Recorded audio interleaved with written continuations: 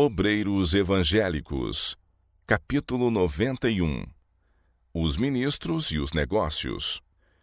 Foram-me dadas instruções quanto à importância de nossos ministros se manterem livres das responsabilidades que devem, em grande medida, pesar sobre os homens de negócios. Encontrava-me uma noite em visão numa reunião de vários de nossos irmãos que têm um encargo da obra. Eles se achavam profundamente perplexos relativamente a questões financeiras e se consultavam acerca da maneira pela qual a obra poderia ser dirigida com mais êxito. Pensavam alguns que o número dos obreiros devia ser limitado, conseguindo-se, apesar disso, todos os resultados essenciais. Um dos irmãos que ocupava uma posição de responsabilidade estava expondo seus planos e declarando o que ele desejava ver executado. Vários outros apresentaram pontos a considerar. Então ergueu-se alguém de dignidade e autoridade e passou a expor princípios para a vossa orientação. A vários ministros disse aquele que falava: vossa obra não é o manejo de questões financeiras. Não é sábio de vossa parte o empreendê-lo. Deus tem encargos para vós, mas se dirigis ramos de trabalho para os quais não sois aptos, vossos esforços em apresentar a palavra serão mal-sucedidos. Isso vos trará um desânimo que vos tornará incapazes para a verdadeira obra que deveríeis executar, uma obra que exige cuidadoso discernimento e juízo são e desinteressado. Os que se acham empregados para escrever e falar a palavra devem assistir a menos reuniões de comissões.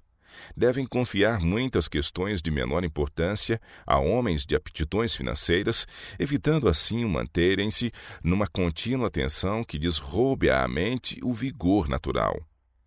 Devem dar muito mais atenção à conservação da saúde física, pois o vigor mental depende grandemente do físico. Os devidos períodos de sono e repouso e abundância de exercício corporal são essenciais à saúde física, assim como à mental.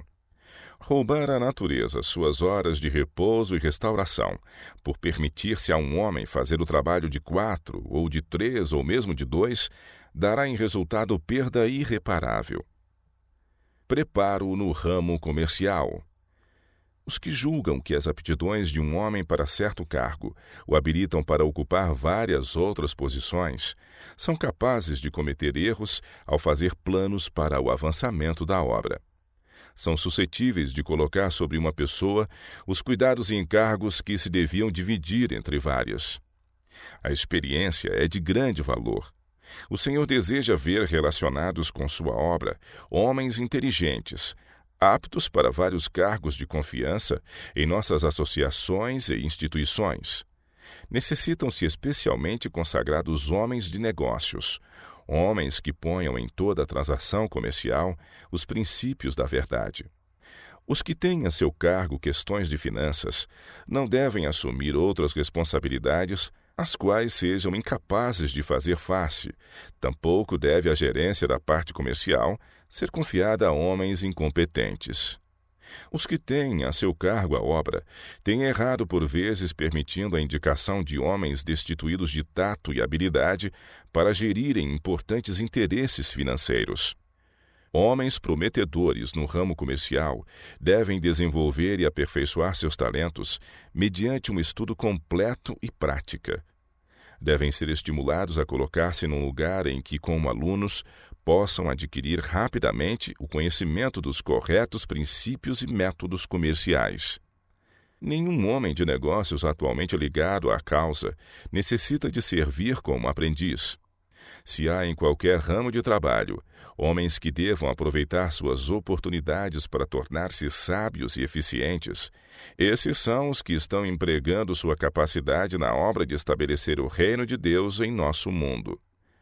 Dado o fato de vivermos tão próximos do encerramento da história deste mundo, deve haver maior exatidão no trabalho, mais vigilante expectativa, mais vigiar, orar e trabalhar. O instrumento humano deve se esforçar por alcançar a perfeição, a fim de ser um cristão ideal completo em Cristo Jesus.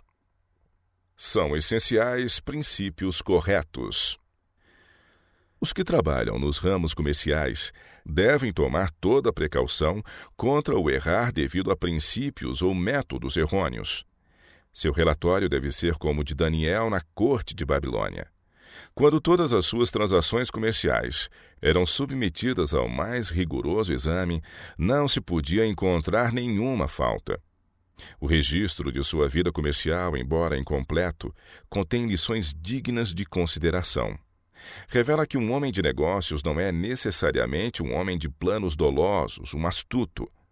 Pode ser um homem instruído por Deus a cada passo. Ao mesmo tempo que era primeiro-ministro do rei de Babilônia, Daniel era profeta de Deus, recebendo a luz por inspiração celestial.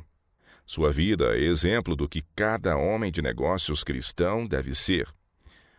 A causa de Deus encontra-se neste tempo em necessidade de homens e mulheres possuidores de raras qualidades e boas aptidões administrativas. Homens e mulheres que investiguem paciente e inteiramente as necessidades da obra nos vários campos, que sejam dotados de grande capacidade de trabalho, que possuam coração fervoroso e bondoso, cabeça refletida, bom senso, juízo imparcial, que sejam santificados pelo Espírito de Deus e possam dizer destemidamente não ou sim ou amém aos planos propostos, que tenham fortes convicções, entendimento claro e coração puro e compassivo, que ponham em prática as palavras: todos vós sois irmãos, Mateus 23:8, que se esforcem por erguer e restaurar a humanidade caída. Não poucos são os ministros que estão negligenciando o próprio trabalho para cuja realização foram designados. Por que são aqueles que foram destinados para o ministério colocados em comissões e mesas? Por que são solicitados a assistir a tantas reuniões de negócios, muitas vezes a grandes distâncias de seu campo de trabalho? Por que não são as questões comerciais postas nas mãos dos homens de negócios? Os ministros não foram separados para fazer essa obra. As finanças da causa devem ser manejadas por homens hábeis, mas aqueles foram separados para outro ramo de trabalho. Os ministros não devem ser chamados para aqui e para ali para assistir a reuniões de mesas, a fim de decidir questões de negócios comuns. Muitos de nossos ministros têm feito essa obra no passado, mas não é aquela em que o Senhor deseja que eles se empenhem. Demasiados encargos financeiros têm sido postos sobre eles. Quando procuram desempenhar-se dos mesmos, negligenciam o cumprimento da comissão evangélica. Deus considera isso como uma desonra ao seu nome.